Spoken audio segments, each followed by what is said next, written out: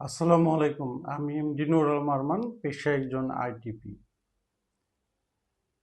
Income tax return সাবমিশনের last date 30শে November 2025। এখনও যারা ইনকাম ট্যাক্স রিটার্ন প্রস্তুত করেন নাই বা এটাকে গুরুত্ব দিচ্ছেন না, তাদের জন্য বিনীত অনুরোধ এবং সতর্কবার্তা। এখনও সময় থাকতে আপনি আপনার ইনকাম ট্যাক্সটি সাবমিট করুন।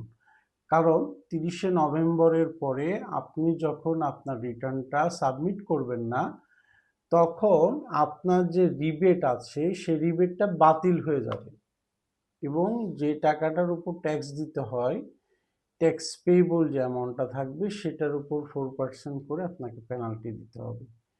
এখন রিবেট কারো ট্যাক্স, ফর অ্যান এক্সাম্পল, 50,000 টাকা ট্যাক্স আসলেও রিবেট বলে 30,000 টাকা।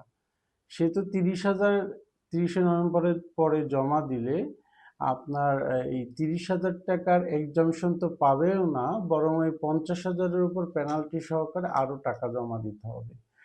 আপনি কি চান যে অপ্রয়োজনে আপনি ইনকাম ট্যাক্স পেনাল্টি সহকারে রিটার্ন জমা দিবেন? তাই বিনীত অনুরোধ, এইসব না করে সঠিক সময়ে রিটার্ন জমা দিন। বাংলাদেশের একজন গর্বিত ট্যাক্স পেয়ার হিসেবে নিজেকে গভর্নমেন্টের খাতায় নামটি লিখিয়ে ফেলুন। তো আজকে এই পর্যন্ত। সে পর্যন্ত ভালো থাকুন, সুস্থ থাকুন।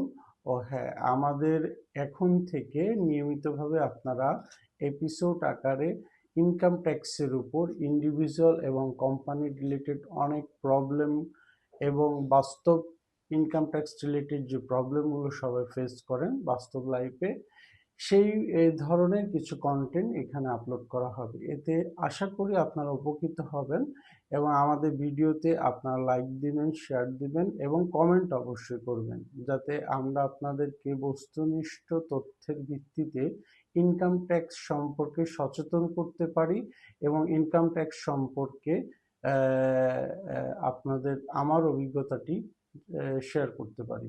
তো সে পর্যন্ত ভালো থাকুন। আসসালামু আলাইকুম।